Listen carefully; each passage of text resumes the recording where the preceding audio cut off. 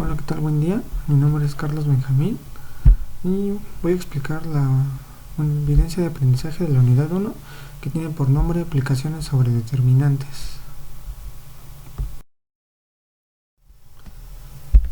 Bueno, el producto o sistema que yo elegí fue una planta de tratamiento de agua residual y aquí pongo lo que es la introducción, en la cual menciono lo que es un análisis de ciclo de vida, lo cual es una herramienta para el análisis de la carga ambiental de los productos, sistemas o servicios en todas las etapas en su ciclo de vida, lo cual incluye la extracción de los recursos que vienen siendo las materias primas, la producción de los materiales, las piezas de los productos, el producto en sí una vez terminado y el uso del producto en la gestión después de ser descartado, o sea, después de su vida útil, ya sea mediante la reutilización, el reciclaje o la disposición final.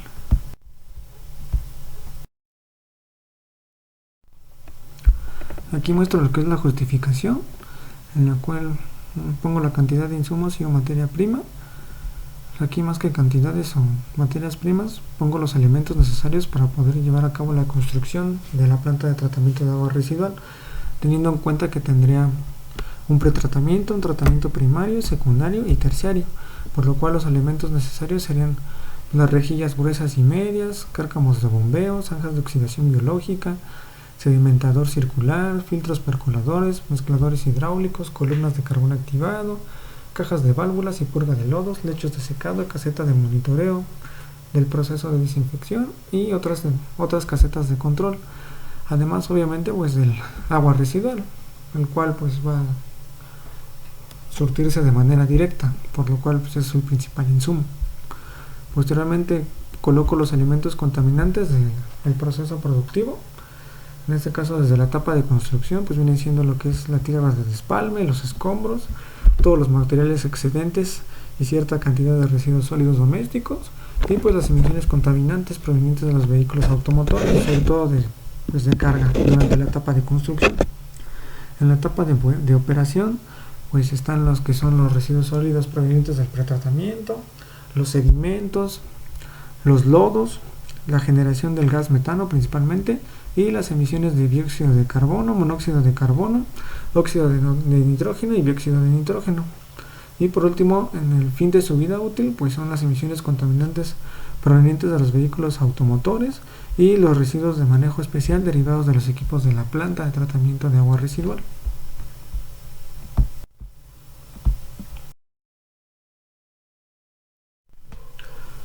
Después tenemos los impactos ambientales de los elementos contaminantes. Obviamente, pues de no tratarlos adecuadamente, pues existe el riesgo que se origine un impacto negativo, principalmente en el aire, derivado de todas las emisiones contaminantes hacia la atmósfera, y en el suelo, derivado de la generación de los lodos residuales y de los residuos sólidos a través de sus lixiviados. Después tenemos lo que son los límites. Aquí pongo dos tablas, que son los límites máximos permisibles para patógenos y parásitos en lodos y biosólidos. Y la otra tabla es del aprovechamiento de los biosólidos, en este caso pues de los lodos. Dependiendo del uso que se le dé, es el límite máximo permisible de los patógenos.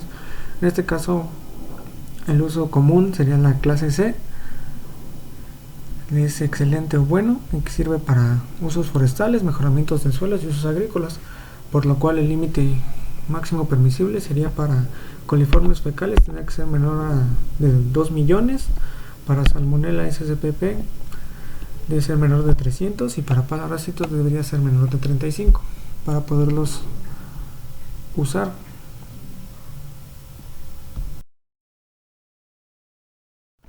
Posteriormente tenemos esta tabla en la cual nos muestra los límites máximos permisibles para el agua residual tratada para que se puedan vertir en alcantarillado municipal o estatal. Aquí el parámetro que nos interesa más son los sólidos sedimentables, en el cual nos muestra unos valores sobre el promedio mensual, promedio diario y el instantáneo. Para los residuos sólidos que se van a generar dentro del pretratamiento en la planta, no se necesita algún tipo de consideración especial, ya que el tipo de agua a tratar es de uso doméstico, por lo cual no se esperan encontrar residuos biológicos infecciosos o peligrosos. pero en dado caso que se llegaran a encontrar ciertos residuos, pues se tendrá un lugar especial para su confinamiento y posteriormente para su disposición final.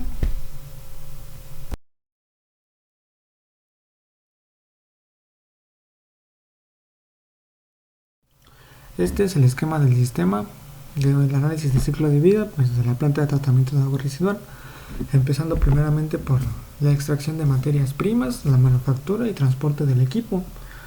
Las entradas de esta etapa pues son el agua, la generación y uso de electricidad y pues la generación y uso de combustibles. Las salidas son las emisiones provenientes de los vehículos automotores, principalmente de carga, todos los escombros, tierra de despalme y material excedente, junto con los residuos sólidos urbanos que se pudieran generar. Todos estos obviamente van a lo que es un relleno sanitario. Posteriormente viene la etapa de operación, en el cual aquí las entradas pues es el agua residual, la generación y uso de electricidad y la generación y uso de combustibles. Dentro del proceso de tratamiento pues se tiene un pretratamiento, en el cual es el cribado, un tratamiento primario que es la sedimentación, un tratamiento secundario que es el crecimiento en suspensión y un tratamiento terciario que viene siendo el carbón activado. En el pretratamiento, que es el cribado, se generan residuos sólidos, los cuales al día son 9034.29 kilogramos, y pues estos residuos se pueden reciclar y o van a un sitio de disposición final, en este caso pues un relleno sanitario. Dentro del tratamiento primario, que viene siendo la sedimentación, se generan los lodos, los cuales son diarios, una cantidad de 1831.97 kilogramos. Estos lodos se van a utilizar para que sean mejoradores de suelos y o relleno sanitario. Eso es dependiendo sus características físicas y químicas.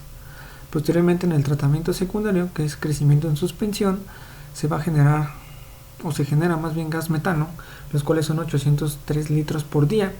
Todo este gas metano se va a almacenar en una esfera de almacenamiento para que a su vez se produzca energía eléctrica. En el tratamiento terciario, que es por columnas de carbón activado, se generan sólidos suspendidos, los cuales son 4.37 kilogramos por día. Estos se van a incinerar o se van a poner a disposición de un relleno sanitario, también dependiendo sus características químicas de dichos sólidos. Al final, pues las salidas del sistema pues es el agua tratada y la generación de kilogramos de CO2 por año. Esto es derivado del consumo de energía eléctrica, los cuales rondan los 41.630 kilogramos de CO2 por año. El uso de electricidad ronda los 213.900 kilowatts por hora por año. Eso es en términos anuales. Y por último tenemos lo que es la fin de vida de útil de algunas piezas, pues de los equipos de la planta. Aquí las entradas del sistema son la generación y uso de combustibles, y las salidas son las emisiones provenientes de los vehículos automotores y por los residuos de manejo especial, que la mayoría pues serían a lo que es un relleno sanitario. Aquí presento lo que son los cálculos y resultados de las emisiones. Empiezo con lo que es el consumo de la energía eléctrica. Aquí más que nada está citado el consumo eléctrico de los tres equipos de tratamiento primario, secundario y terciario, los cuales rondan aproximadamente los 230.000 kilowatts hora anual.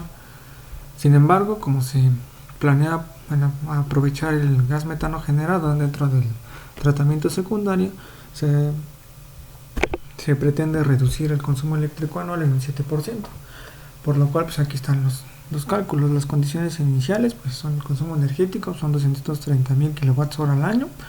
Las emisiones de CO2 se multiplica por el factor de emisión, que son 181 gramos CO2 kilowatts por hora, lo cual da un total de 41.630.000 gramos de CO2 al año.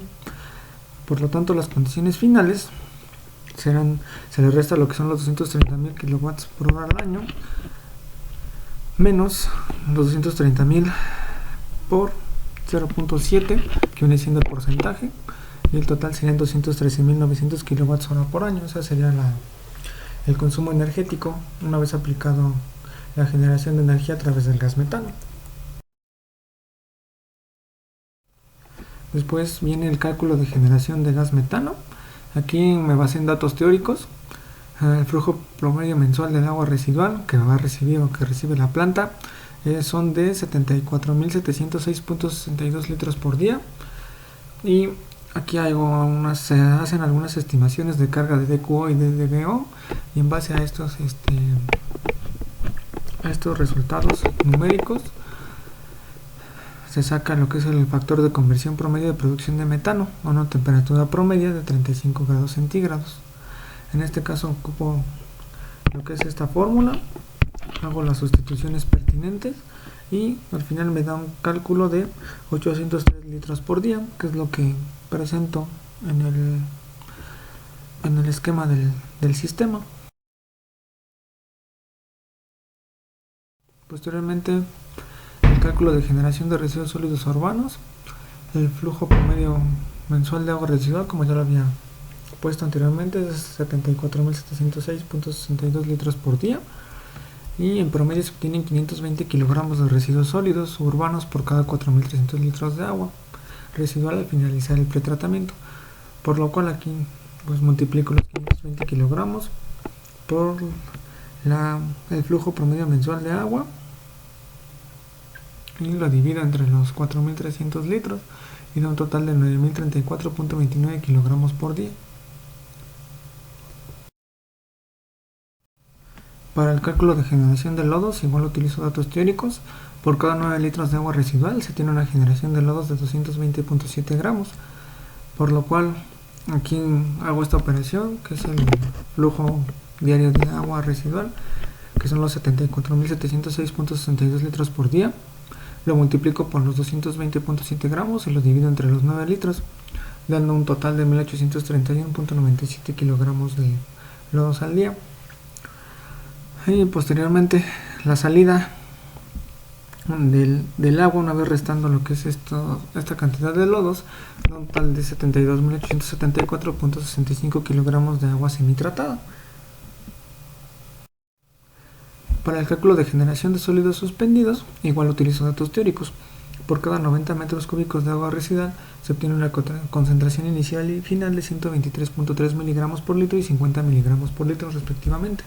Por lo tanto, para los 72.874.65 litros por día se obtienen 100 miligramos y 40 miligramos respectivamente, como concentración inicial y concentración final. Por lo cual aquí solo hago la operación correspondiente y nos da un resultado de 4.37 kilogramos por día de sólidos suspendidos.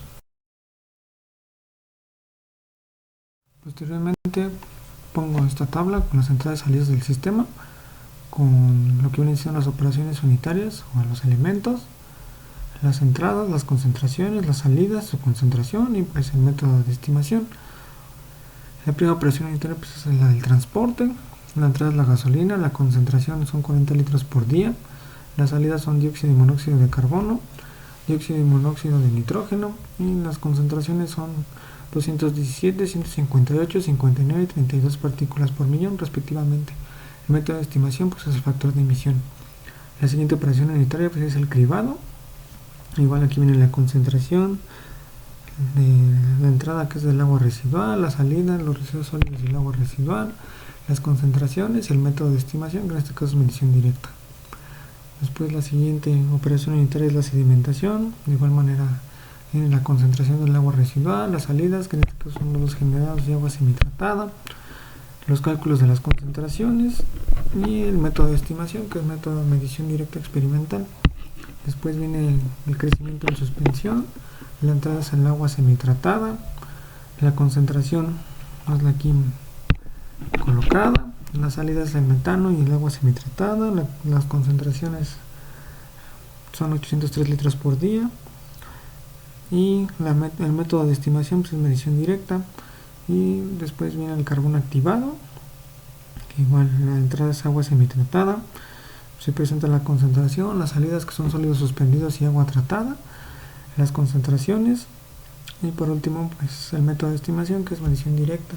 Y el gasto de energía eléctrica, que en la entrada es la energía eléctrica, la concentración es lo que se gasta anualmente, las salidas son emisiones de dióxido de carbono, las concentraciones ahí se presentan, y el método de estimación es factor de emisión.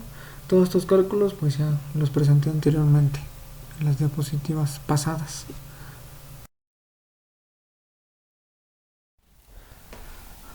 Como conclusiones, bueno, pues es muy importante realizar un análisis de ciclo de vida de cualquier producto, sistema, servicio, que con dicho análisis pues nos permite identificar todo lo que conlleva el proceso para realizar el producto o sistema, desde la extracción y adquisición de las materias primas hasta el fin de su vida útil, como lo vimos pues, anteriormente en el esquema de la planta. Además, pues nos ayuda para saber todas las emisiones que se generan en el aire, suelo y agua como consecuencia del ciclo de vida del producto o sistema. Y de esta manera, pues determinamos qué tan viable es llevarlo a cabo o en su defecto, pues hacer algunas modificaciones en algún proceso que pudiera ayudar a reducir dichas emisiones contaminantes. Asimismo, pues es fundamental realizar de manera correcta todos los cálculos de salida de las emisiones contaminantes para tener un panorama relativamente exacto de las concentraciones de cada contaminante y de esta manera poder cumplir con la normatividad vigente y aplicable. Por último, coloco lo que son las referencias consultadas para poder llevar a cabo pues esta presentación, y pues sin más por agregar es todo. Muchas gracias por su atención.